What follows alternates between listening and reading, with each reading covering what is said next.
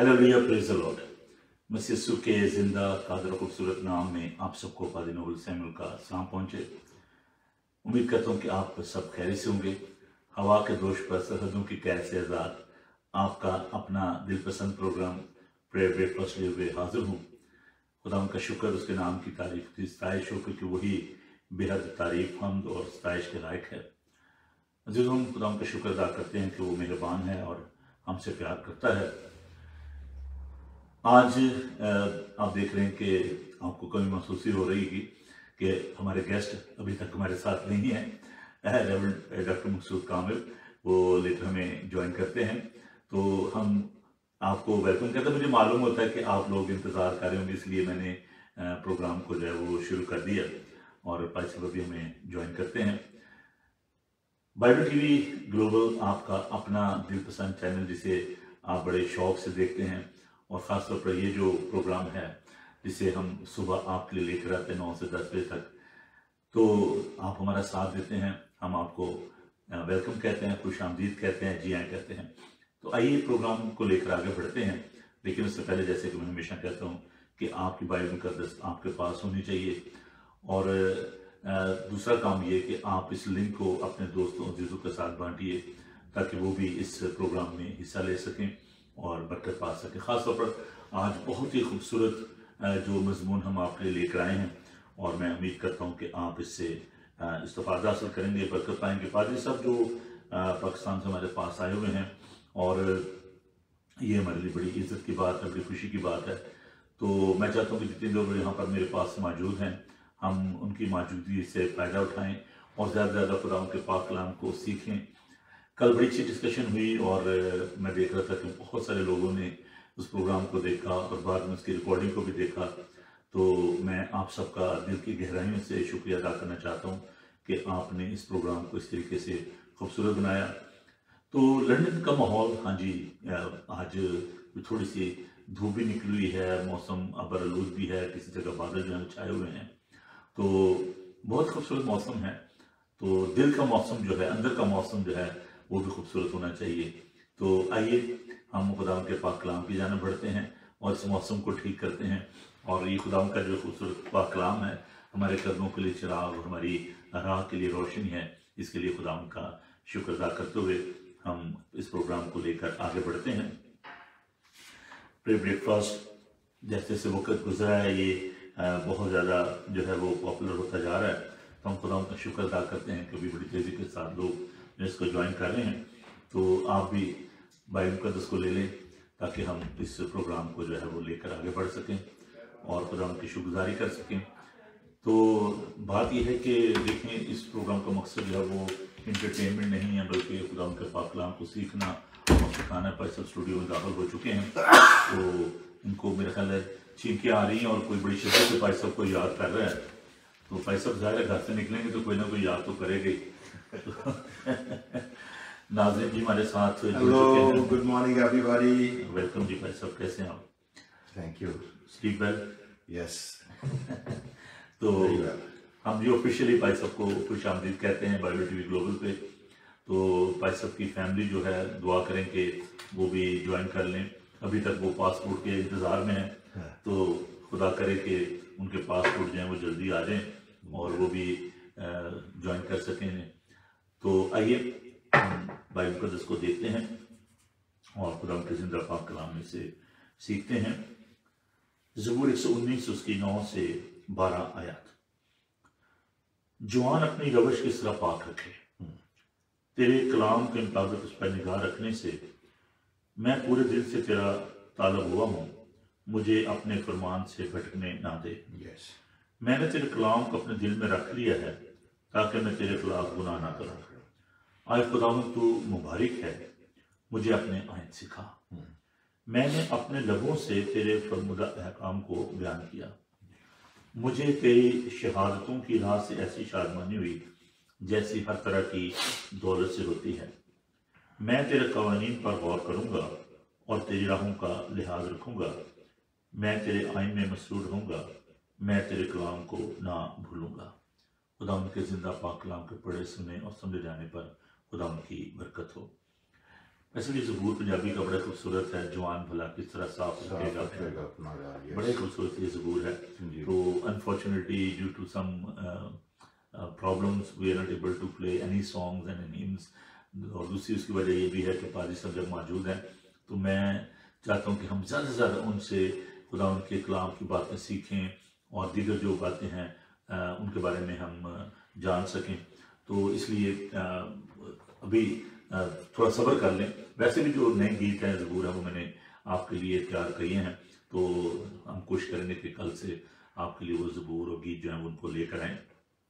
तो मेरी अपॉलॉजी थी इस बात के लिए। तो आइए हम खुदा के मुकद्दस पाक कलाम के लिए, हम जैसे हमने सीखा, खुदा का शुक्र करें उसके पाक कलाम के लिए। तो हम दुआ मांगेंगे और मैं दरख्वास्त करूँ सबसे कि आज के इस सारे प्रोग्राम को खुदा के हाथों में दें। और जो हैं भाई हमारे साथ के बड़े रेगुलर हमारे व्यूअर्स हैं, मैं बहन सुरैया के लिए बहुत शुक्रगुजार हूँ कि वो all the way from slow आपको सुनने के लिए, प्रोग्राम को शामिल होने के लिए तशरीफ लाएँ। और जो भी अभी देखें बहन रूबी देखी आपको छींके आ रही थी, तो है ना, तो वेलकम बहन, आपको हम खुश आमदीद कहते हैं। तो देखिए हवा के दोष पर हम आपके साथ हैं, और हमारी बुआ अजरा चांद जो है वो हमारे साथ हैं।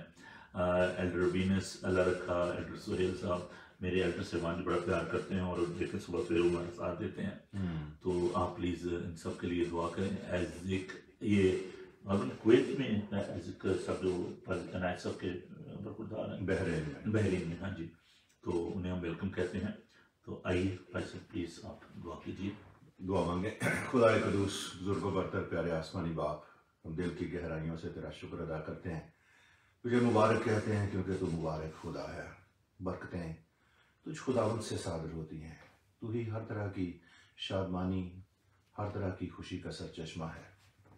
खुदावंद तेरा शुक्र करते हैं दूर और नज़दीक से सब शामिल होने वाले तेरे बेटों और बेटियों के लिए, और आज की सुबह के इस खुदावंद प्रोग्राम के लिए, जब हम कदूस खुदावंद अपना ध्यान तुझ खुदावंद की तरफ लगाएं, तेरी तरफ अपनी नज़रें उठाएं और ख्वाब बाप तुझसे बरकत पाने के लिए तेरे कलाम की शिनवाहों, तेरे मुँह की बातों को ज़ख़ीरा करें।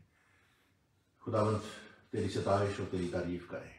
दुआ किया चाहते हैं कि खुसूसियत के साथ तू मुझे और पादी साहब को खुदावंद अपने रूह की मामूली दे, गिफ्ट में ले और बख्श दे कि हमारे लब तेरे रूह की मौजूदगी और पावर से खुदावंद मुकद्दस किए जाएँ। एक बार फिर तकदीस हो और कदूस खुदावंद हम नहीं, तेरा पाक रूह गाइड करे, तेरा पाक रूह बोले और बाप सुनने वालों पर तेरी बरकत आए। अबलीस शरीर दुनिया और नफ्स की सब कुव्वतों को, हर तरह की डिस्ट्रैक्शन की कुव्वतों को, कमज़ोरियों, बीमारियों को, दुखों और तकालीफ को जो राह में हायल है, तेरे बेटे के नाम से बांधते और हुक्म करते हैं कि जाती रहें। तो इस प्रोग्राम को बरकत दे और इस प्रोग्राम के वसीले से अपने लोगों को बरकत दे। सारे इंस्ट्रूमेंट पर खुदावंद तेरी बरकत की दुआ करते हैं मसीह के प्यारे नाम में, आमीन आमीन आमीन। पैसे कल बड़ी अच्छी गुफ्तगू हो रही थी और वक्त की कमी के बायस हम उस बात को जो है वो ज़्यादा आगे नहीं बढ़ा पाए, तो इसलिए मैं चाहा कि आज हम उसी हवाले से उस बात को जो है वो लेकर आगे बढ़ेंगे। पाकिस्तान की कलीसियाओं के हवाले से, बल्कि पापुआ न्यू की कलीसियाएँ जो हैं, और आपका जो एक क्रॉस कल्चर एक्सपीरियंस है अमेरिका में रहकर, ब्रिटेन में रहकर आपने जो एक्सपीरियंस किया, और आपकी एक लंबी जो है वो प्रोफाइल है इस हवाले से, और ख़ासतौर पर जब चर्च लीडर्स को तैयार किया जाता है, पासवान उनको, तो वो मैं समझता हूँ कि एक बड़ा उसका जो एक्सपीरियंस है आपका इस हवाले से। तो आज हम इस बात पर गौर करेंगे कि जो कल्चर है, वेस्टर्न कल्चर जो है, इसका क्या इम्पैक्ट है हमारे पापुआ न्यू की जो कलीसियाँ हैं उन पर, और क्या चैलेंजेस दरपेश हैं, और कैसे, क्योंकि church is a global church ना, तो उसमें कैसे हम एक दूसरे के साथ मिलकर काम कर सकते हैं। और पाकिस्तान ख़ासतौर पर चूँकि वो हमारी मिशन फील्ड है, बिलाशुबा हम जो इंडियन चर्च है उसके साथ भी प्यार करते हैं, और आप देखते हैं हमारी जो कलीसिया ख़ासतौर पर जो वेस्टर्न चर्च है उसमें मिक्स कॉन्ग्रीगेशन है, इंडियन भी हैं, पाकिस्तानी भी हैं। तो चैलेंजेस जो हैं हमारे बहुत ही गंभीर किस्म के हैं, तो उनको कैसे हैंडल किया जा सकता है। तो आप अपने तजर्बे से थोड़ा सा बताएं। पहले तो हम इस बात को तय करें कि कल्चर क्या है, और बहुत दफ़ा लोग इस बात को नहीं समझ पाते कि जो कल्चर है वो आपके फेथ को डोमिनेट करता है। तो बहुत सारी चीज़ें जो है हम उनको अडॉप्ट कर लेते हैं जो कि हमारे फेथ का हिस्सा नहीं होती। और जैसे शादी ब्याह के रसूमात हैं, चर्चेस के अंदर जो ट्रेडिशंस हैं जिनको हमने अडॉप्ट किया हुआ है, तो आप थोड़ा इसको थोड़ा डिफाइन कीजिएगा कि जो कल्चर है वो क्या है, और जो बिब्लिकल कल्चर अगर हम इसको कहें तो वो क्या हो सकता है, और जो किसी भी माहौल में आप रहते हो, चाहे आप इंग्लैंड में हो, अमेरिका में हो, कनाडा में हो, या दीगर यूरोपियन जो कल्चर है, पाकिस्तानी कल्चर, इंडियन कल्चर है, तो उसका और बिब्लिकल जो कल्चर है उसका थोड़ा सा जरा कंपैरिजन जरा थोड़ा सा कीजिएगा, बताइएगा कल्चर क्या है। थैंक यू भाई साहब, आपने बहुत से क्वेश्चन जो है वो एक साथ कर दिए, और आई एम अफ्रेड कि मैं उस तरतीब से चल पाऊंगा कि नहीं। लेकिन मेरा ख्याल है कि सबसे पहले और जो बुनियादी नुक्ता है जिसको शायद हमें लेकर चलना चाहिए, कल्चर जाहिर है कि एक सेट ऑफ वैल्यूज़ हैं, तजर्बात हैं, किसी भी ख़ास कॉन्टेक्स्ट के अंदर जो कदरें होती हैं वो ईमान से भी आती हैं। The Bluetooth device is ready to pair.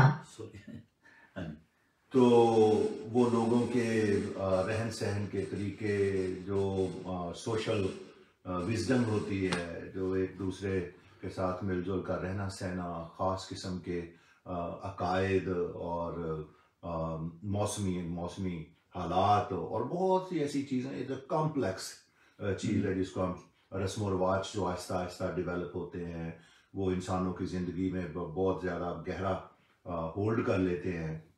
तो उनका जो ताल्लुक है वो किसी एक ख़ास चीज़ से नहीं है, बल्कि बहुत से मुख्तलिफ एंगल, बहुत सी मुख्तलिफ चीज़ों से मिलकर कोई भी कल्चर बनता है। और उसमें इंसानों के जो रिश्ते नाते हैं, जज्बात हैं, ताल्लुकात हैं, मज़हब है, पॉलिटिक्स है, बहुत सी चीज़ों का इकट्ठ हो जाता है जी। और फिर वो बड़ा वक्त लगता है किसी भी तहजीब को डेवलप होने में, और फिर वो नस्ल दर नस्ल ऐसी रसूमात और आदात जो बिल्कुल गहरी हो जाती हैं किसी भी तहजीब के अंदर, उसको आप इन जनरल एक कल्चर का नाम देते हैं। कल्चर दुनिया में मुख्तलिफ खितों के मुख्तलिफ, लेकिन जो भी डोमिनेंट किसी भी वक्त गालिब तहजीब होती है वो दूसरों पर असरअंदाज हो रही होती है जी। और मगलूब तहजीबें, मगलूब लोग हैं, उसको दानिस्तन या ना दानिस्तन उसकी पैरवी भी करना शुरू कर देती हैं। लेकिन जो बहुत इंपॉर्टेंट आस्पेक्ट है इसमें मैं समझता हूँ ज़हन में रखना, वो ये है कि हम बिब्लिकल कल्चर की बात करें या अपने इंडियन सब कॉन्टिनेंट के कल्चर की बात करें या यूरोपियन कल्चर की बात करें, जो कभी क्रिश्चियन वैल्यूज से शेप हुआ था, ठीक है। अभी अगर हम ये समझ लें कि वेस्टर्न कल्चर, बहुत से हमारे लोग समझते हैं कि वो क्रिश्चियन कल्चर है, इट्स नॉट क्रिश्चियन कल्चर जी, बहुत बड़ी डिबेट है, ठीक है। और इसको बहुत ज़्यादा अच्छे तरीके से हमें समझना और बयान भी करना चाहिए कि ये कई मरतबा जो मेल फीमेल एक ही तरह के लिबास का पहनना, अगरचे के अगर आप इस कल्चर के वेस्टर्न कल्चर में कहेंगे तो ये नहीं, जीन्स जो है वो खवातीन के लिए बनाई गई हैं, खवातीन की वो अलग है जी, या दूसरे। लेकिन बिब्लिकल कल्चर जहाँ पर जाकर ये उस कल्चर के हवाले से ये कहा गया, या खुदा उनकी तालीम ये आई कि मर्द औरत के कपड़े ना पहने, औरतें मर्द के कपड़े ना पहने, जिसके पीछे स्ट्रॉन्ग व्यू क्या है कि खुदा ने जो जेंडर आइडेंटिटी दी है, दैट इज गुड। उस जेंडर आइडेंटिटी को मस्क करने या एक जेंडर को दूसरे का रूप धारने की ज़रूरत नहीं है जी। ये बहुत सी ऐसी चीज़ें आपको मिलेंगी, लेकिन बाइबल मुकद्दस में और खुसूसियत के साथ जब हम नए अहदनामे में आते हैं, जब खुदावंद का कलाम बनी इसराइल की सरहदों से बाहर निकलता है, तो one of the most important point जिसको हमेशा याद रखने की ज़रूरत है वो क्या है कि क्रिश्चियनिटी ने उस जूइश कल्चर का गुलाम होना पसंद नहीं किया। पोस्ट करें, अगर आपको आवाज़ की कुछ प्रॉब्लम हो रही है क्योंकि हमारा साउंड जो है वो थोड़ा सा ट्रबल कर रहा है, तो are you okay with the sound please? Arun भाई, अगर आप प्लीज मुझे कंफर्म कीजिएगा कि जो वोकल है वो ठीक है, क्योंकि ना इसमें कुछ वाइब्रेशन हो रही है साउंड में और मैं उसको माइक्रोफोन को नहीं यूज़ कर रहा, तो जो हमारे कैमरे का जो माइक्रोफोन है वो यूज हो रहा है, तो प्लीज लेट मी नो कि आपको साउंड जो है वो ठीक सुनाई दे रहा है, तो प्लीज आप मुझे okay, thank you very much. सही चल रहा है। हाँ जी, घर से भी आपको जो है ना वो कंफर्मेशन मिल गई है। ओके। और हमारे एड्रेस से बात करते भी thank you, God bless you. ठीक है, तो कहने का मतलब ये है कि कल्चरल बॉन्डेज, हाँ जी, कल्चरल बॉन्डेज जो थी उसको उससे फ्री किया गया क्रिश्चियनिटी को या क्रिश्चियन फेथ जो है उसको कल्चरल बॉन्डेज में नहीं लाया गया। उसके बरक्स आप देखेंगे कि कई और मेजर मज़ाहब जो हैं वो जहां कहीं फैले वो चाहते हैं जी कि उसी तरह जिस कल्चर से वो उठे हैं वैसा ही हुलिया बनाया जाए, वैसा ही लिबास पहना जाए, वैसे ही तौर तरीके अपनाए जाएं जी। और ये बहुत ही स्कॉलरली मेरे दोस्त थे ऑक्सफोर्ड यूनिवर्सिटी के, उन्होंने ये कहा भी कि क्रिश्चियनिटी की जो जीनियसनेस थी जिससे वो फैली तेजी के साथ वो ये थी कि उन्होंने वो कल्चर नहीं जाके दूसरी जगह इंप्लीमेंट करने की, जूश कल्चर को नहीं लाए कि हम उसी तरह किपाज पहन रहे हों या वो उसी तरह से तालीत पहन रहे हों या वही तौर तरीके अपना रहे हों। वो जूश कल्चर में पैदा होने वाले बढ़ने फलने वाले जो अपोस्टल्स थे जी, वो जब बाहर निकले तो जेंटाइल्स में गए तो वहां पर जो एसेंस है गॉस्पेल का, जो सीड है उसको बोया गया है। और उसमें ये नहीं कि जी आप दाढ़ी कितनी लंबी रखेंगे, आप लिबास कैसा पहनेंगे, decency of course that is the key कि जी आप वो ऐसा लिबास ऐसी वज़ाकता अपनाएं जो मुकद्दसों की है जी, लेकिन बॉन्डेज कल्चर की नहीं। अनफॉर्चुनेटली समटाइम हमारा और दुनिया भर में ही ऐसा हो रहा है कि जो डोमिनेंट कल्चर है उसकी इंस्लेविंग पावर हमें दिखाई देती है। हमारे लोग जो हैं वो भी शायद ये समझते हैं कि इंग्लिश नाम रखना वो क्रिश्चियन होने की अलामत है, गोरों की तरह के जो है वो लिबास या उनके तरह के जो वर्शिप के स्टाइल है। पाकिस्तान में तो ये बहुत बड़ा इशू भी है कि अगर आप किसी ऐसे गांव में जो आप कह लें कि थोड़ा सा बैकवर्ड एरियाज हैं वहां पर अगर आप जाते हैं तो अगर आपने ट्राउजर पहना हो या टाई पहनी हो तो दैट्स योर आइडेंटिटी कि यू आर क्रिश्चियन। और जो दूसरी सॉरी मैं मतलब उस बात का तो साथ साथ हम इस बात को करते हैं, जो भी आपने जेंडर की बात की है मर्द और औरत की, तो उसको मैं थोड़ा सा इस तरह लेता हूँ कि कंडीशन के लिहाज से दोनों मुख्तलिफ हैं, लेकिन जो स्टेटस खुदा ने दिया हम सब खुदा के बेटे बेटे हैं, तो उस कंडीशन को हमें याद रखना चाहिए कि मर्द मर्द है औरत औरत है। तो खुदा ने हमें जो वसीयत दी है we are all children of God, that is the beauty of the Christianity। I mean roles जो खुदा ने मुकर्रर किए हैं वो खुदावंद की तरफ से हैं and they are beautiful। और मर्द हो औरत हो खुदावंद का कलाम इक्वालिटी इस सेंस में लेकर आता है कि both are created in the image of God। Of course, yeah। दोनों खुदा की सूरत पर हैं, दोनों खुदा की नेमत के वारिस हैं। तो जो एक फंक्शनल कई मर्तबा हायरार्की भी है, जो रोल है वो अपनी जगह पर खुदा ने मुकर्रर किए हैं ताकि स्मूथ सोसाइटी चले, उसके अंदर लीडरशिप हो और खुदा के नाम को जलाल मिले इन सारी चीज़ों से। तो उसमें अलग बात है। हाँ, इक्वालिटी जहाँ पर है मर्द और औरत में वो क्या है, वो दोनों खुदा की सूरत पर, दोनों के लिए खुदावंद यीशु मसीह ने अपनी जान दी है। और प्रोफेसर आप सूरत को भी जरा एक्सप्लेन कर दें, मैं चाहता हूँ कि आप इस बात को बयान करें। शबी का मतलब जो है हाँ। वो सिर्फ फिगर नहीं है, हमारी फिजिकल जो अपीयरेंस नहीं है, बल्कि उसका कुछ जो आपको इन डेप्थ जो जरा प्लीज इसको एक्सप्लेन करें। तो खुदा की सूरत और शबी पर होने का मतलब पाजी साहब जाहिर है कि मुख्तलिफ लोगों ने मुख्तलिफ समझा है। कुछ लोगों ने ये भी समझा कि दर हकीकत बारी ताला का खुदा ताला का नाक नक्शा ही हमारी तरह है और वैसा ही उसने हमें बनाया है। कुछ लोगों ने ये समझा कि खुदा चूंकि इंटेलिजेंट पर्सन है, रीजनिंग जो है जो हमारी अक्ल दानिश है, ये दर हकीकत खुदा का इमेज हमारे अंदर है जो हमें बाकी चीजें एट्रीब्यूट है, जो मुमताज भी वो सिफात जो खुदा की जात के अंदर है वो किसी हद तक हमारे अंदर रखी गई। इसलिए बहुत सी बातें इस सिलसिले में कही जा सकती हैं और जाहिर है कि बाइबल मुकद्दस बहुत क्लियर है कि खुदा रूह है जी, फिजिकल बॉडी नहीं रखता खुदा। तो रूह जो है वो मादे के बरक्स है।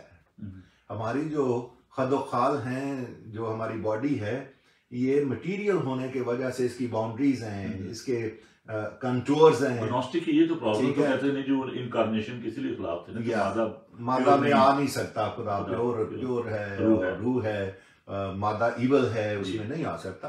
तो नॉस्टिक्स जो थे उनकी अपनी जाहिर है कि फिलॉसफी क्रिश्चियनिटी ने रिजेक्ट की जी, क्योंकि basic most fundamental truth Christianity की क्या है, गॉड बिकेम ह्यूमन, खुदा जिस्म में जाहिर हुआ है। तो जिस्म is not evil, God created it जी, but the real person, the true person, वो हमारी स्पिरिट्स जो खुदा ने हमारे अंदर इन बॉडी के अंदर रखी हुई है, जो इनडेवलप करती है।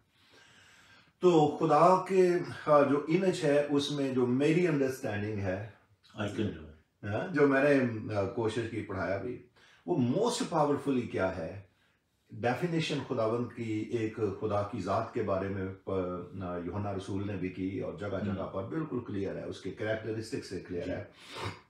पहला यूहन्ना उसका 4 बाब और 8वीं आयत जो है, वहां पर बात ये यूहन्ना रसूल ने की कि खुदा मोहब्बत है। ठीक है, जो मोहब्बत नहीं रखता, जो मोहब्बत नहीं करता, वो खुदा को नहीं जानता, क्योंकि खुदा से नहीं है, खुदा मोहब्बत है। तो मोहब्बत, God is love everywhere you can see. Then of course आप देखिए कि खुदा ने जो सबसे 2 बड़े अहकाम दिए जिनको खुदा उनके मसीह ने सामत किया, वो क्या है? लव योर गॉड, ठीक है, एंड लव दाई नेबर। तो खुदा उनसे अपने पूरे दिल, पूरी जान, पूरी अकल, पूरी ताकत से क्या कर, मोहब्बत कर, और अपने पड़ोसी से अपनी मानद मोहब्बत कर। God created this world because of love, out of love. है ना, क्रिएशन जो है वो खुदा की मोहब्बत का इजहार है, खुदा ने उसको क्रिएट किया। God loved this world, this is universal love. जब उसने क्रिएट किया ना जी, तो आप देखते हैं कि वो एक्सप्रेशन जो आते हैं खुदा की जात के, क्या है, it's good, it's good, it's good. और जब इंसान को क्रिएट किया तो इट्स वेरी गुड। तो वो जो जज्बात हैं हमारे, हम जिस चीज को पसंद करते हैं, मोहब्बत करते हैं, we call it very good है। और फिर बनी आदम जो थे उनको क्रिएट करके खुदा की मोहब्बत का इजहार क्या हो रहा है, को अपने इमेज में बनाया है। God's movement towards them. बागी अदन में जो है वो आदम और हवा खुदा की तरफ नहीं जा रहे।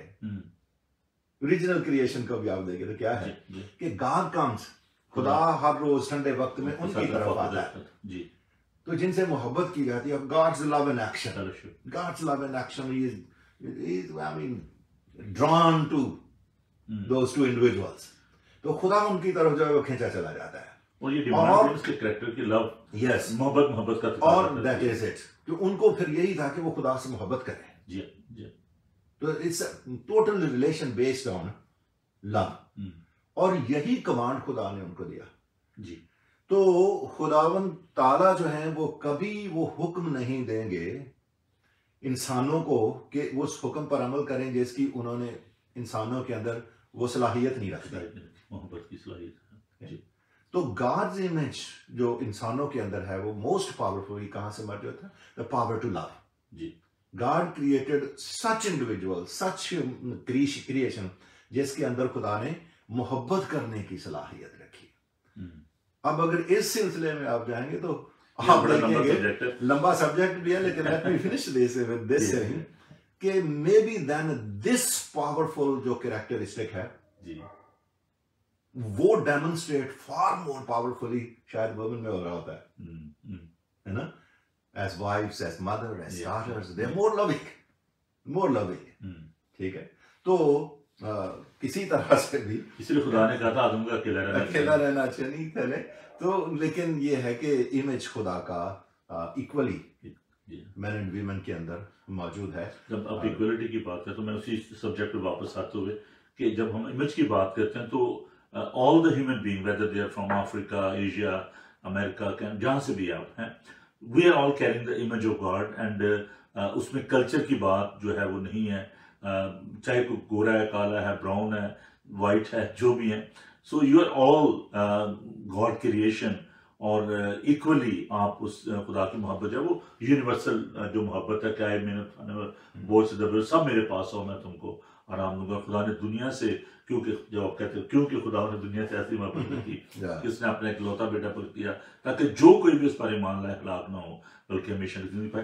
तो ये बड़ी खूबसूरत उसको हम लिंक कर सकते हैं कि culture, love God, image of God, तो उसमें मैं समझता हूँ कि एक यूनिवर्सल जो खुदा के जो एट्रीब्यूट्स हैं और जो लव है उसको हम देख सकते हैं। तो इसमें अगर भाई साहब हम इस चीज को एज अ गाइड ले लें, एज कोई प्रिंसिपल के तौर पर ले लें कि कल्चर जो है वो कोई भी ना तो टोटली 100% प्योर है, ना टोटली 100% इवल है।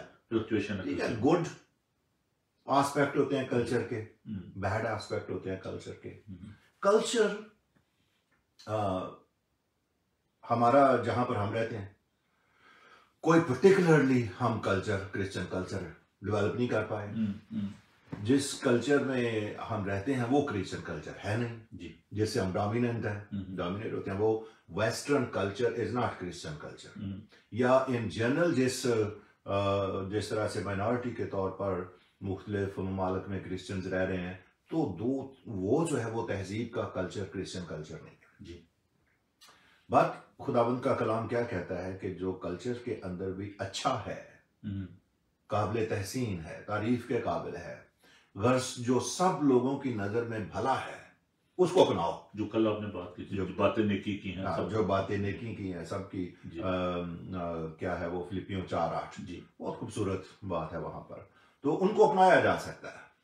Culture that does not contradict the word of God जी, खुदा की तालीम, खुदा की जो बातें हैं हमारे लिए, उसको जो कंट्राडिक्ट नहीं करता, निगेट नहीं करता, उसको अपनाया जा सकता है। लेकिन मोर इम्पोर्टेंटली ऑफ कोर्स हमें वो कल्चर नहीं अपनाना जहां पर भी हैं जो खुदावंद के कलाम की बदनामी करे। ये प्रिंसिपल के तौर पर हमें लेना चाहिए, मैच नहीं करता उससे। आपको मालूम है कि ये बहुत बड़ी लंबी चौड़ी बहस चलती है और आज की सुबह हम उसको छेड़ना नहीं चाहेंगे जी, कि जी क्यों कहा पौलुस रसूल ने कि मर्द औरतें जो है वो सर ढांपें, और जो सर नहीं ढांपती वो सर मुंडी के बराबर है, और वगैरह वगैरह। लेकिन अगर आप उसकी जाकर देखेंगे सारे कॉन्टेक्स्ट में, तो क्या है कि ऐसा कोई कल्चर अपनाने की कोशिश की जा रही थी जिस कल्चर में मसीहत अभी ना जन्म ले रही थी या उठ रही थी, मसीहत का पौधा फल रहा था, वहां पर वो बातें बदनामी की बात थी। सर ना ढांपना, जो टेंपल में जो कुछ होता है, या सर बगैर सर ढांपे पब्लिक में चले जाना, या ऐसे क्या है कंडक्ट जिसको समझा जाता था कि ये लो कल्चर है, जिसमें बदनामी होती। तो पौलुस रसूल ने वादे तौर पर कह दिया ताकि खुदावंद का कलाम बदनाम ना हो। तो I think through this medium we can only appeal to all our brothers and sisters, particularly young men and women, when you go out, when you do something, आपका कैरेक्टर जो है वो क्रिश्चियन कैरेक्टर होना, inner आपकी beauty, inner character, और वो demonstrate करता है ऑफ कोर्स कि आप आउटर लुक भी कैसी ले रहे हैं जी। बहुत अच्छी बात है, ठीक है। तो do whatever you want to do, but just remember this कि आप खुदावंद का बेटे हो, खुदावंद की बेटी हो, और आपके उस चीज से खुदावंद का नाम बदनाम तो नहीं होगा। बिल्कुल सही बात है। तो honour your father, honour your father and mother, but more even so honor your heavenly father।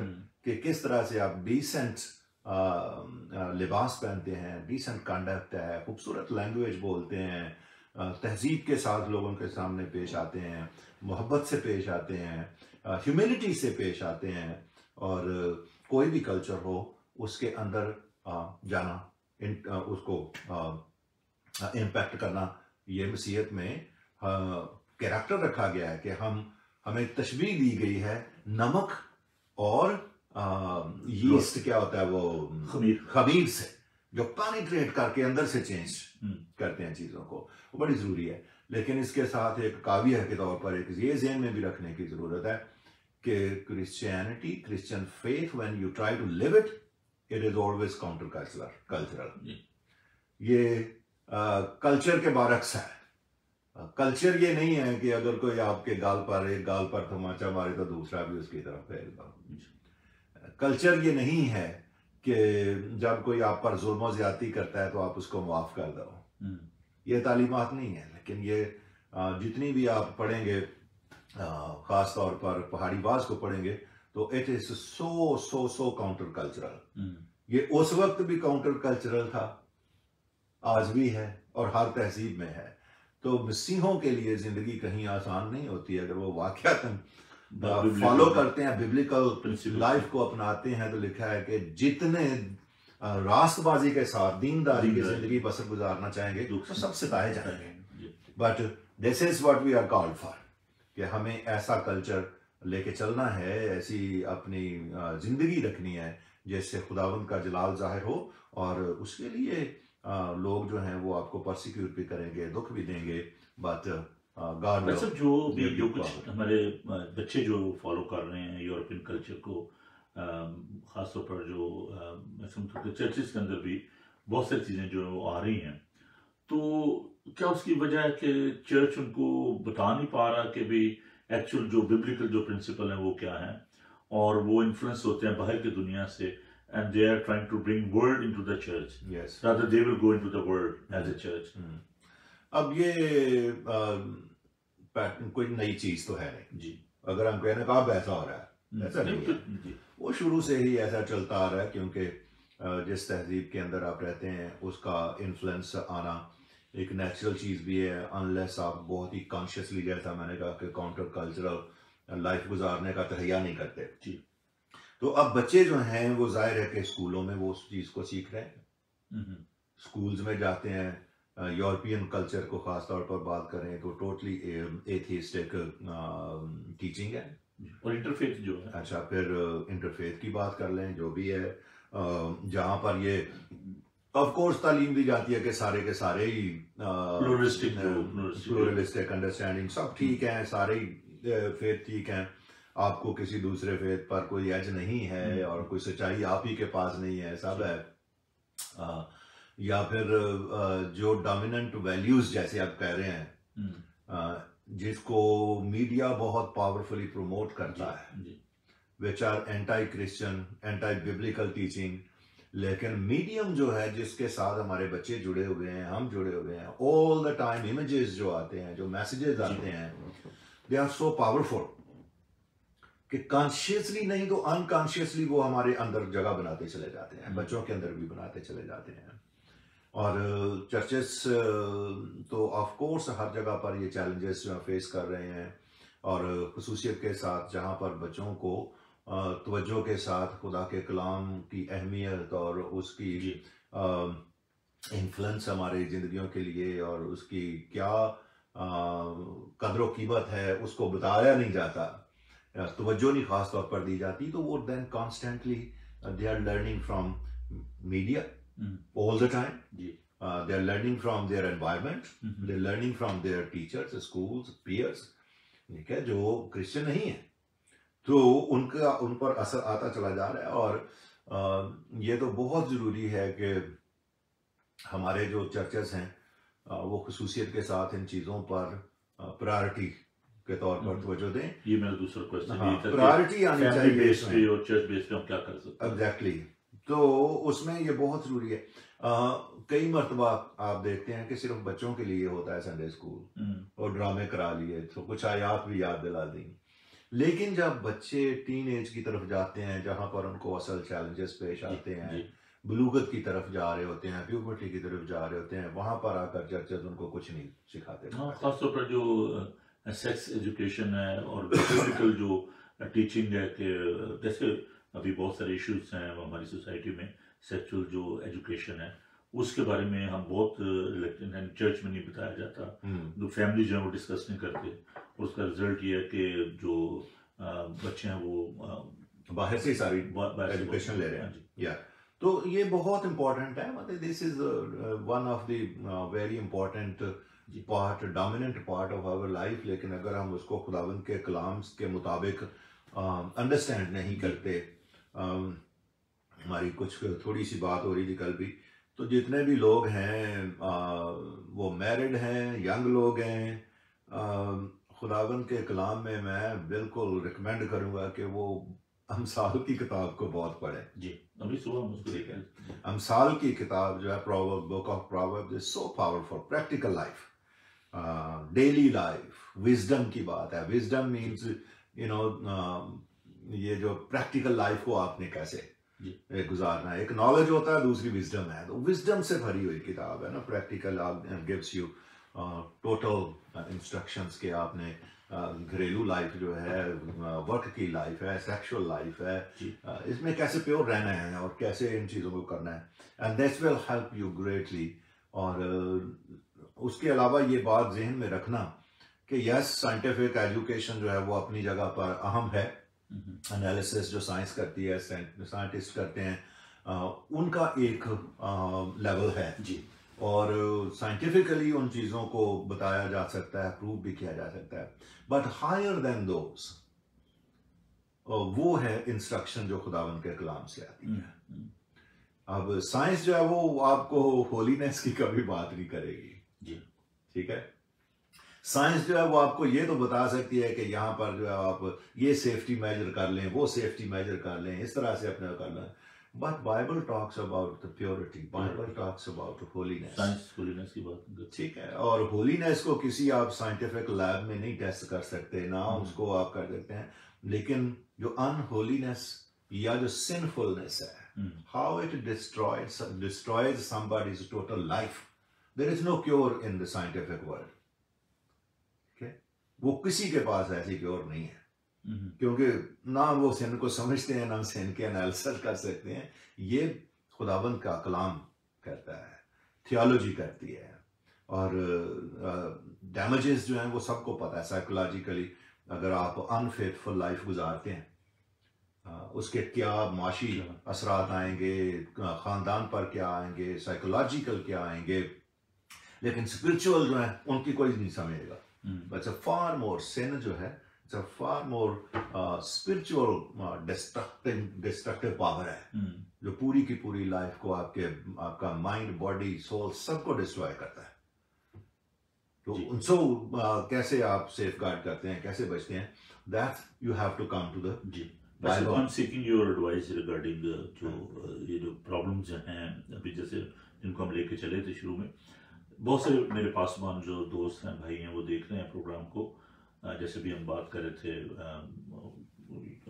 Europe की और मस्कत में, ओमान में, सऊदी अरब से बहुत सारे जो दोस्त हैं वो बैठे हुए हैं, प्रोग्राम को देख रहे हैं।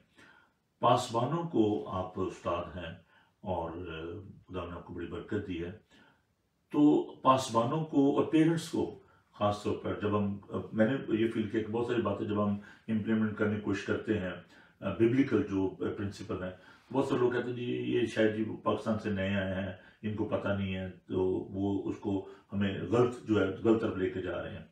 अभी छोटी छोटी चीज़ें हैं जो कि मैं समझता हूँ कि जिनको हमें अडॉप्ट करने की, जैसे भी हम सर ढांपने की बात कर रहे थे, मॉडेस्ट होने की बात कर रहे थे, हम एक ऐसे कल्चर में रहते हैं जिसको हम multi faith, multi cultural society कहते हैं। तो दूसरे जो फेथ हैं, जब वो हमें देखते हैं कि how we are conducting our life, हम कैसे वर्शिप कर रहे हैं, कैसे इज्जत दे रहे हैं, जैसे पाकशा है या वर्शिप करना है, कैसे हम उसको पुलपट के जो असूल हैं वहाँ पे कैसे हमें सेंसिटिव होना चाहिए इन बातों के बारे में। तो क्या आप एडवाइस देना चाहेंगे जो पेरेंट्स हैं जो यहाँ पे रह रहे हैं, या जो टीचर हैं बिब्लिकल, जो आपके पास्टर हैं, एवेंजलिस्ट हैं, उनको आप क्या मशवरा देना चाहेंगे कि इस सारे सिनेरियो को देखते हुए, चैलेंजेस को देखते हुए? देखिए, अब अगेन अगर हम फर्स्ट सेंचुरी क्रिश्चियनिटी की भी बात कर लें, बाद में कर लें, तो वो भी मल्टी फेथ, मल्टी कल्चरल जी, चीज़ें थी जिनके अंदर क्रिश्चियनिटी ने ग्रो किया और डोमिनेट किया, ultimately turning those idol worshippers into Christians. और वो बड़े बड़े जो सारे कल्चर डोमिनेंट थे, ग्रीक तहजीब थी या रोमन कल्चर था, उनको कैसे विदाउट एनी मतलब वॉर्स और दिस एंड दैट, वो तो ट्राइबल गॉड्स है ना, ट्राइबल गॉड्स का हाँ जी। ट्राइबल भी थे, और आप उनको इंटरनेशनल गॉड भी कह सकते हैं। आप ग्रीक में जो ग्रीक गॉड थे वो इसराइल के मुल्क में भी उनकी वर्शिप हो रही थी, उनके रोम में भी हो रही थी, उनके कई दफा आप हमारे इधर आ जाएं तो इंडिया तक भी हो रही थी, ठीक है। जी, लेकिन वैसे वो ट्राइबल गॉड, तो उनकी वजह से कॉन्फ्लिक्ट जो है ना वो पैदा हुआ ना, या कि वो कहते हैं नहीं जी मेरा खुदा है दूसरा, लेकिन जो Yes. बिब्लिकल जो गॉड है, it's not a tribal God, it's a universal God, That's true. सबका खुदा है ना। बिल्कुल ठीक है, लेकिन ऑफ कोर्स है कि इनमें अपनी जगह पर बहस हो सकती है। जब हम ये बात करते हैं, दूसरे लोग जो हैं वो अपने तौर पर भी ये कर सकते हैं जी कि हमारा जो अंडरस्टैंडिंग है वो सही है, हमारा खुदा सही है। वाह। तो ये शायद तो जंगली में तो खुदा के नाम पे, मतलब चाहे वो क्रिश्चियन थे, रोमन कैथलिक की जो और प्रोटेस्टेंट की लड़ाई हुई, मतलब उसमें सिर्फ हम मुस्लिम की बात नहीं कर रहे, बल्कि जितने भी आप देखें कि कॉन्फ्लिक्ट जो हो रहे हैं अभी भी, मतलब जो एक टेररिस्ट या जो फंडामेंटलिस्ट जो अप्रोच है, वो नहीं जी हमारा खुदा वो ठीक है, बाकी सब झूठे हैं, मतलब वो उनको हम खुदा खुदा जो एक्चुअली वो तो सबसे प्यार करता है, लेकिन आपको जैसे अब यूनिवर्सल लव की बात आप कर रहे थे, आपने बड़ा अच्छा मैसेज भी दिया इस पे, तो वो उस बात को कोई नहीं करता ना। नहीं, बात यह है कि ये कोई हल्की बात नहीं है फेथ, और ह्यूमन बीइंग और एसेंशियली स्पिरिचुअल बीइंग जी, और जैसी स्पिरिट को वो वर्शिप करते हैं वो उन पर बहुत ज़्यादा पावरफुली इन्फ्लुएंस भी करती है, जी, ठीक है। और उसी तरह के जो आबद होते हैं, जैसे खुदा की वो वर्शिप करते हैं वैसे ही वो बनते हैं जी। इंसानों पर वो बहुत बुरी तरह से छाप आती है, जैसा उनका आइडिया है खुदा की ज़ात के बारे में, वैसे ही वो अपनी प्रैक्टिकल लाइफ में बनने की कोशिश करते हैं, क्योंकि अल्टीमेट इमेज वो है जिसकी मानद बनने की कोशिश की जाती है, या जैसे उनके मजहबी फाउंडर होते हैं वो वैसे बनने की कोशिश की जाती है। तो ये एक नेचुरल बात है, और ऐसा होता है। अब जंगें जो हैं वो खैर महज खुदा के नाम पर ही नहीं होती, ये सेकुलर एजेंडा एक जो है ना वो बड़ा पावरफुली ये प्रोपेगेंडा करता है कि जी ये असल में जंगें जो हैं वो मजहब की बुनियाद पर ही होती हैं, इसलिए मजहब से ही छुट्टी करो। तो लेकिन ये हो नहीं सकता, ना होता है। बहुत सी जंगें जो हैं वो मजहब की बेस पर नहीं है, ठीक है। अब ये जो एथीस्ट हैं, इन्होंने जो तबाहियाँ की हैं, कम्युनिस्ट कंट्रीज हैं, वो कोई उन्होंने तो खुदा के नाम पर नहीं की है, जी, ठीक है, अपना अपना नजरिया। और बहुत से दुनिया के अंदर जो तबाही मचा रहे हैं अभी, वो कई मरतबा मजहबी जुनूनियों से ज्यादा वो जुनूनी हैं जो किसी मजहब पर ईमान नहीं रखते, वो उतने ही जुनूनी है। कैसे हमारे जो चर्चेज हैं या हमारे जो पासवान हैं वो इस मसले को हल कर सकते हैं?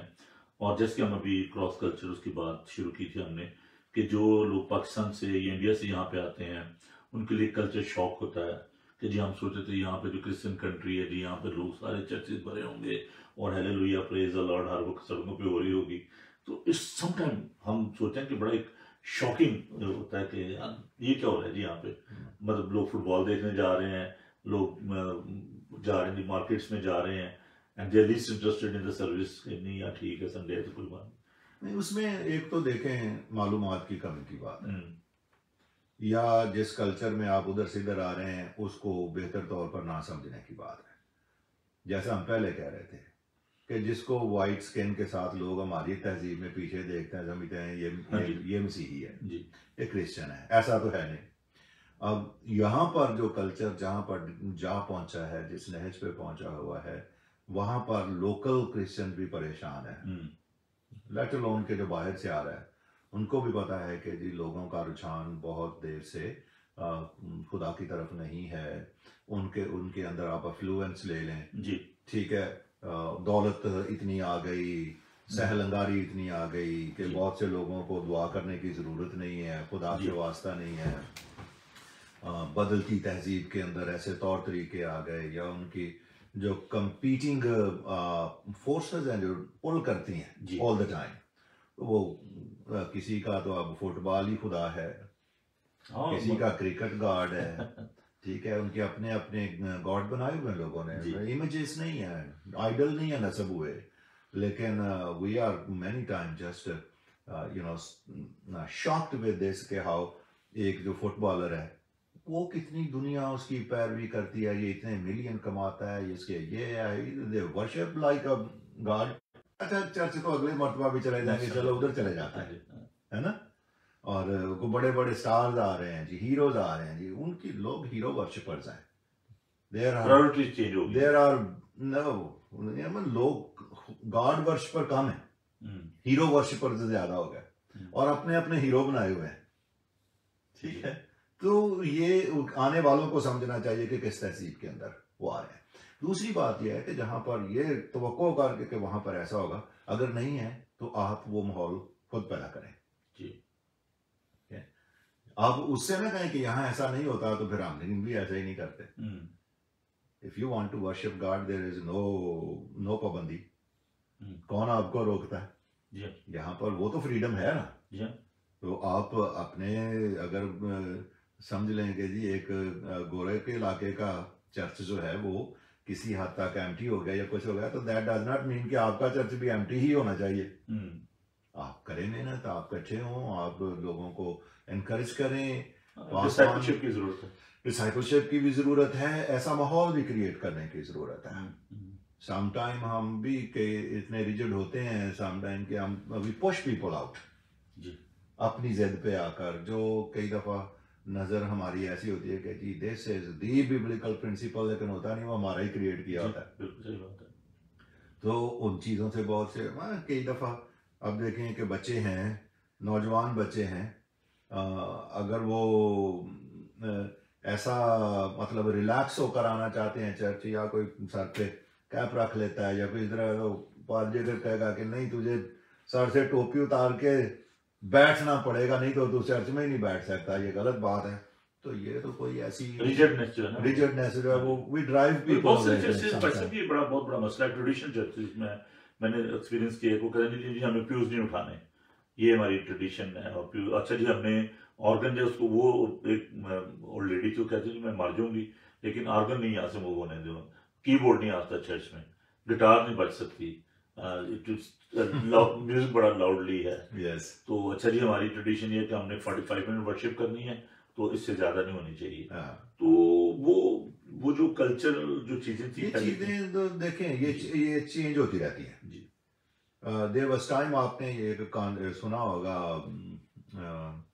मुहावरा ही है English, to go against the wall, ठीक है।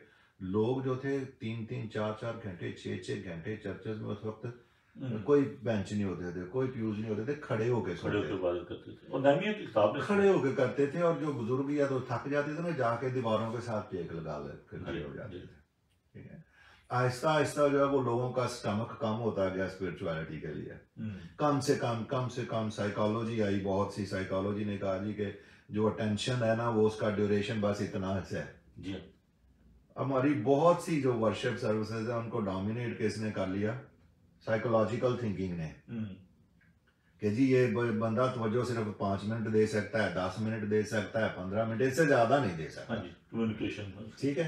But it was never the same. Slowly इस रेवोल्यूशन ने, नॉलेज के रेवोल्यूशन ने लोगों को क्या किया कि वो साइकोलॉजी के पाबंद करके, नहीं बस 10 मिनट का मैसेज होना चाहिए, इससे ज्यादा लोग हजम नहीं कर सकते, ठीक है। जो लोग आज भी आप देखेंगे कि हमारे कल्चर दूसरे तीसरे लोग घंटा घंटा प्रीच करते हैं और लोग सुनते हैं जी? नहीं सुनते। बिल्कुल सही बात है। जहां पर लोगों की आदत बना ली जाती है, हमारा अपना चर्च जहां पर जाते हैं हम, पादरी सैमुअल टाइटस साहब का, तो कहते हैं वो 2.5-3 घंटे सर्विस होती है, नॉर्मल है, मतलब ठीक है, 2 घंटे ज्यादा टाइम है। लोग बिल्कुल शिकायत भी कुछ करते हैं, लेकिन वो जब से बात की वो कहते हैं जी कि लोगों को कहा जी कि हम क्या सॉन्ग कम करें, उन्होंने कहा नहीं सॉन्ग नहीं कम करने जी, मैसेज का ड्यूरेशन कम कर दें, नहीं कम करना तो फिर भी टाइम भी इतना लगे, ठीक है। तो जैसे स्टमक है ना हमारा, आप जितना इसमें डालते जाते हैं वो फैलता जाता है, स्पिरिचुअल स्टमक भी है, अगर आप उसको एम्प्टी रखेंगे तो सुकड़ता चला जाएगा। ठीक है, आप 4 दिन बाइबल ना पढ़ें, आपकी तवज्जो नहीं होगी, आप उधर नहीं जाएंगे, आपकी वो भूख कम होती चली जाएगी। उसमें ये वैसे कोई कंटेंट्स जो है ना वो बड़ा काउंट करते हैं कि मैं चर्च में अपने चर्च का खुदा का शुक्र अदा करता हूँ। मैं जो वर्शिपर है मैं वो कहता हूँ कि देखें आपने वर्शिप लीड करनी है, वी डोंट नीड परफॉर्मर, हमें वर्शिपर चाहिए। यस, और फिर जो सरमन है उसकी भी बात ये कि देखें अगर आपका जो आप पर्सनल ग्लोरी की बात करें कि जी मैं जैसे जी मैं बात कर रहा था जब टीच कर रहे थे कि बहुत सारे लोग जब आते हैं तो वो अपना प्रोफाइल अपने बारे में बताते रहते हैं, 15-20 मिनट उसमें ले जाते हैं जी जी मैं ये हूँ, मैं वो हूँ, मैंने ये किया, मैंने वो किया। तो आप जब प्रीच करते हो, जब आप खुदा का कलाम सुनाते हो तो आपको लोगों की नीड का पता होना चाहिए और जो खुदा का कलाम है उसको पेश करें, अपने आप को पेश ना करें। यस। और इसमें जो इम्पोर्टेंट बात है, आपने सीखा है, पढ़े हैं, खुदा के तरबियत पाई है, वर्शिप के अंदर बैलेंस होना बड़ा जरूरी जी है। ठीक है, मैं भी अक्सर पाकिस्तान में भी ये बात करते हैं, शागिर्द हैं, दोस्त हैं, कि यार इसमें बैलेंस कैसे लाते हैं आप, कि वर्शिप जो है हमारी वो एक टर्मिनोलॉजी ऐसी बन गई है जी, ये जी वर्शिपर आ रहा है, जो गाने वाला, गीत गाने वाला, सताइश करने वाला, उसको हमने कह दिया ये वर्शिपर है जी। वर्शिप कौन लीड करेगा? वर्शिप तो टोटल आपकी इबादत है ना, टोटल। ठीक है, आप सिंगिंग एंड प्रेज है इसको आप उसी में करके रहते हैं, तो मेरा ख्याल है रॉन्ग टर्मिनोलॉजी। जब हम गा रहे हैं तो वर्शिप कर रहे हैं और बाकी क्या कर रहे हैं हम? सही बात है, राइट। तो एक बैलेंस होना कि आपने कितनी सिताइश करनी है, गीत गाने हैं, आपने दुआओं और दुआओं में एक तनव्वो, जिसको आपको पता है कि हमारी जो है वो मनाजात कहाँ पर हैं, हमारी शुक्रगुजारियां कहाँ पर हैं, ठीक है, उसके अंदर बैलेंस होना। फिर आपकी प्रीचिंग जो है उसके अंदर बैलेंस होना। लोगों को ऑब्वियसली आप जब वर्शिप में लाए हैं तो उनके जिंदगी के कई पहलू हैं, नॉट जस्ट वन। तो कुछ लोग जो हैं आप देखेंगे कि अब हमारा ऐसा आहिस्ता आहिस्ता बन गया सिलसिला कि अगर मशहूर गीत गाने वाला आ रहा है तो वहां पर लोग बड़े जमा हो जाएंगे, आइडियल कलाम सुनाने वाला आ रहा है तो लोग इतनी तो वजह से नहीं आते, उन्हें कोई जरूरत नहीं है। अभी हुआ भी हमारे साथ कुछ लोग का जी आप वो आ रहे हैं गीत गाने के लिए, गॉस्पेल सिंगर, तो आप मैसेज आने दें, गॉस्पेल सिंगर आने से मैसेज ही रहने दें। मतलब वो मैंने कहा यार तो वो कलाम सुनाएगा गीतों के जरिए, दूसरा आपको पैगाम देगा बाइबल मुकद्दस में, से फर्क क्या है? नहीं जी वो आप ना फिर उनको वो आ रहे तो आप कलाम नहीं होना चाहिए। मैंने कहा यार कलाम आप पता नहीं कैसे उसको ले रहे हो।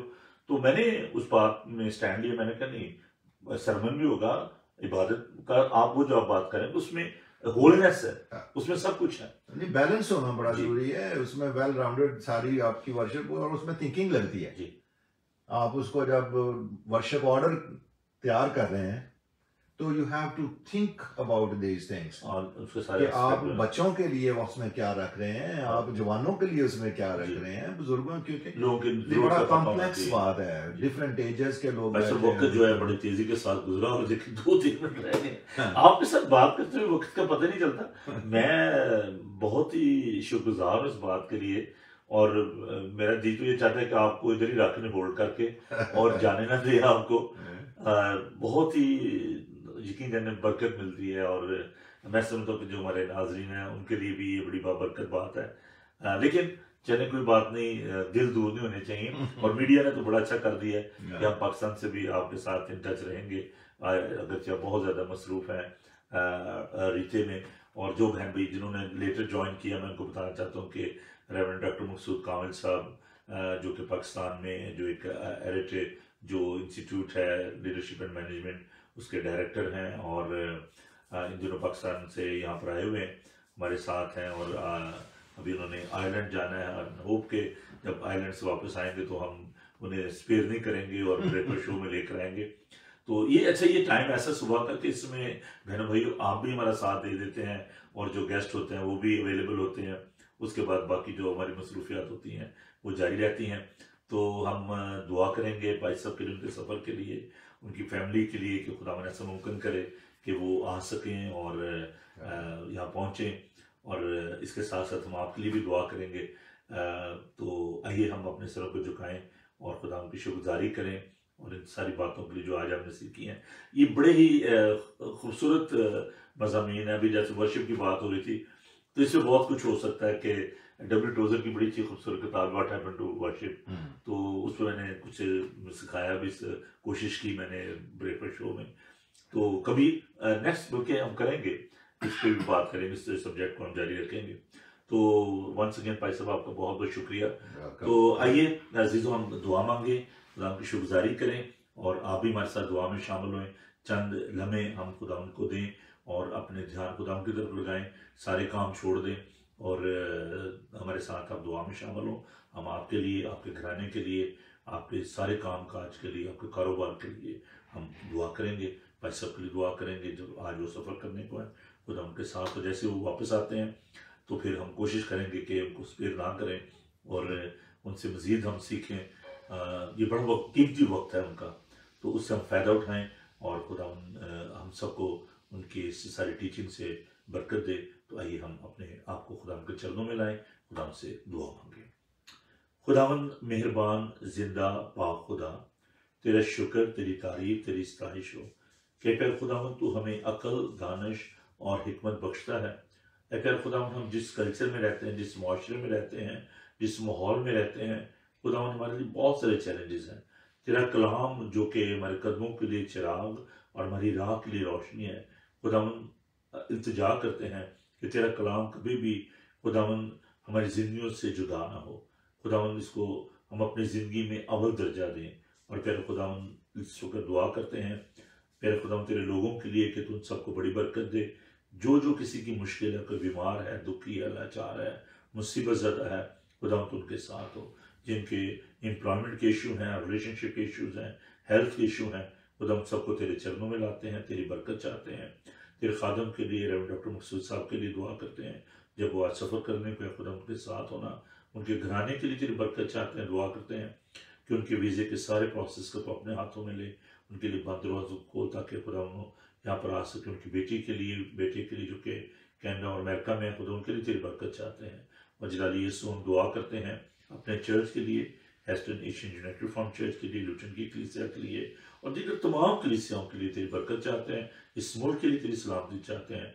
प्राइम मिनिस्टर बोरिस जॉनसन के लिए, उनकी कैबिनेट के लिए, क्वीन के लिए, उनके घराने के लिए बरकत चाहते हैं। इंडिया और पाकिस्तान की कलीसियाओं को तेरे तख्त के सामने लाते हैं। आलमगीर कलीसिया के लिए दुआ करते हैं, खुदा तो सबके साथ हो। आज का तमाम दिन तो हमारी हिफाजत और निगरानी करना, तेरे यीशु नाम में हम ये दुआ मांगते हैं। आमीन। आमीन। आए हमारे बाप तू जो आसमान पर है, तेरा नाम पाक माना जाए, तेरी बादशाही है, तेरी मर्जी जैसी आसमान पर पूरी होती है जमीन पर भी हो। हमारी रोज की रोटी बख्श दे, जिससे अपने कसूरों को माफ करते हैं, तू भी हमें माफ कर। हमें आजमाइश में न पड़ने दे, बल्कि बुराई से बचा। बादशाही कुदरत और जलाल हमेशा तेरे हैं। आमीन। अब हमारे खुदावन यीशु मसीह का फजल, खुदा बाप की मोहब्बत, रूह को उसकी रफ़ाकत और शराकत से हमेशा तक हम सबों के साथ और दुनिया के कुल ईमानदारों के साथ होती रहे। आमीन। God bless you. Thank you भाई साहब, थैंक यू। नाज़रीन आपका बहुत बहुत शुक्रिया। और मैं जाते समय आपको सिर्फ ये बताना चाहता हूँ कि इस संडे पाक की रस्म अदा की जाएगी। 10:30 बजे हमारी इंग्लिश की जो इबादत है वो होगी और उसके बाद 2 बजे उर्दू हिंदी में। और 17 तारीख को आपको मालूम है कि गॉस्पेल सिंगर जो हैं वो हमारे साथ होंगे, सलीम अनायत साहब, और उसके साथ साथ जो ग्रुप है, अबर ग्रुप जो है, वो दोबारा आएंगे और खुदा की सताइश करेंगे। हम सब खुदा की तारीफ करेंगे। तो डोंट मिस दिस इवेंट, आप आइए ज़रूर में ज्वाइन करें। तो खुश रहें, खुश रखें। God bless you. Thank you. Bye. Thank you भाई साहब। God bless you.